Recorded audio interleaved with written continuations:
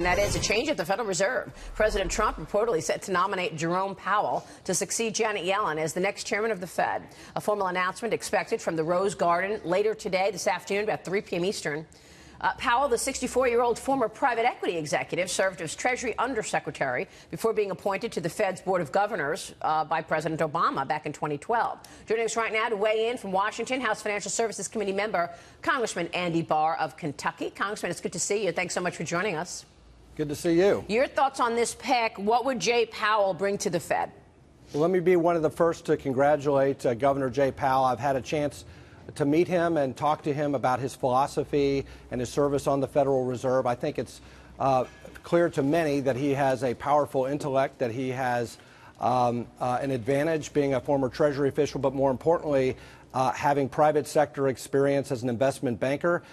It's clear also that he has strong respect. He's well respected among his peers on the FOMC. And most importantly, he has the confidence of the Treasury Secretary and the President of the United States. Having said that, it's always important, just as it was with Chair Yellen, that Congress exercise searching oversight over the new chair and the Federal Reserve. And we want to respect the independence of the Fed, as I know is important to Governor Powell in our conversations. But we also want to encourage the Fed to move towards a more conventional, strategy-based monetary policy, less improvisation, and less unconventional, unpredictable policies. Congressman James Freeman here at the Wall Street Journal. I'm wondering, should we really expect a move in policy? This looks like pretty much a status quo pick here. Not exactly. Maybe he's a little more friendly to the White House than Janet Yellen, but would you expect any big policy changes? Well, I think on the regulation and supervision side, and again, one of the reasons why I think Jay Powell has earned the confidence of this president and this Treasury Secretary is that he has voiced an openness and a willingness to support some regulatory adjustment, which is more than appropriate. Tax reform is critical, and I know you all want to talk about that. Yeah. But unclogging the plumbing of the economy and loosening the financial control law, the Dodd-Frank law, so that we can get capital formation flowing again, and so that small businesses and entrepreneurs can access capital from community banks and from other sources of credit is critically important to getting to that robust GDP output that we know this economy is capable of producing. Yeah, look, I agree with you. It's Don Peebles. I agree with that. But I'm having a little difficulty because Mr. Powell has never, ever descended in any opinion or any vote at the Fed level on any of the policy issues. He's pretty much gone along with the chairperson every single time since he was appointed by President Obama.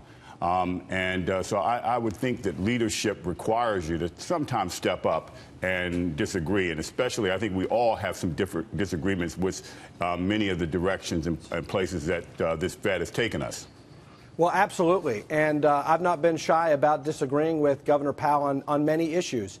We want to congratulate him. We look forward to working with him. But it also means that Congress must continue rigorous oversight. And again, as I said, we want to work with Governor Powell and the new members of the Board of Governors and the FOMC to ensure that they change course, that they approach monetary policy in a way that allows monetary policy to achieve the contribution it is capable of making, which is to achieve price stability so that goods and services can achieve their most promising opportunities. That means stability, and that means predictability and transparency, and we want to encourage this new nominee to pursue that policy approach. Congressman, let's switch over to tax reform. Obviously, the big reveal, House Republicans going to unveil the tax bill this morning, despite concerns from some of the party about including certain provisions like the cuts in the deduction of state and local tax. Here's what your colleague, Congressman Peter King, had to say about that on this program yesterday. Watch.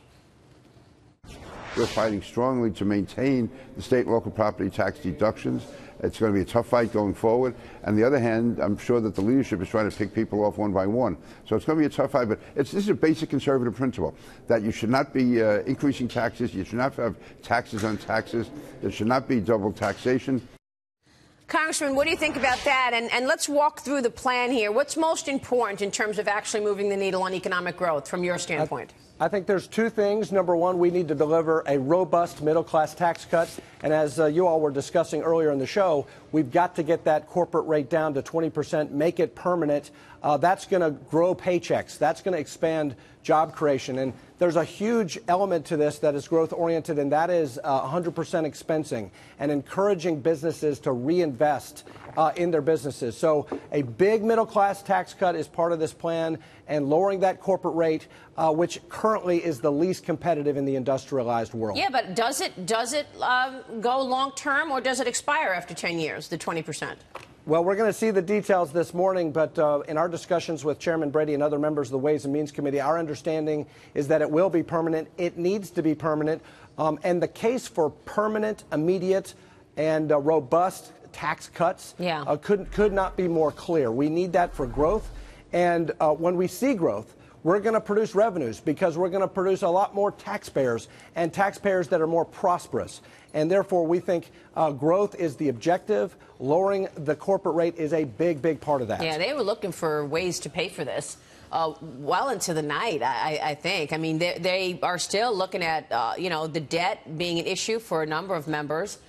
In terms of paying for these tax cuts. What do you think about this? Congressman, are there going to be changes to 401k plans? Because, again, that was a small revenue raiser that Congress was looking at. It would only raise about a little more than $250 billion over 10 years. And quite frankly, that hurts savers and discourages saving at a time when Social Security is going broke, and none of you guys are fixing that. Dagan, you're exactly right. And, that's one of the reasons why we've been concerned about unconventional monetary policy, because it's punished savers. The tax code should not punish savers. We're going to be looking at this very closely. We think the framework of the plan is fantastic. It is growth-oriented. But because the personal savings rate is so low in this country, and because we should not ever discourage, especially young workers, from beginning the process of saving, taking advantage of compound interest, we cannot discourage saving. So we're going to be taking a close look at the 401k changes. And we're going to provide input, and there will be a process to this. But let's take a look at the details before we fire at this. And again, the core of this is going to be lowering middle-class taxes. And let's look at the whole package as well in context. People talk about this fourth rate. Well, the fourth rate may stay, but there's a big change associated with that, and that is where the bracket thresholds are. This is going to be a tax cut for every American because the thresholds may very well change, and we are going to simplify and reduce the number of rates. So, in other words, as you move up to the next rate, if your income is growing, you're going to have more savings. That's right, and there will be tax cuts as you move through the lower, fewer brackets. So even though there may be a maintenance of the top rate, everyone's getting a tax cut because those thresholds that trigger the next rate, as you move through the brackets, those are increasing, and so your effective tax liability is going down throughout the brackets. So Congressman, real quick, is it 12%, 25%, 35%, and 39.6%? I don't have those precise details, but that's the information I have, not as a member of the Ways and Means Committee, but just in talking to my colleagues. Congressman, thank you.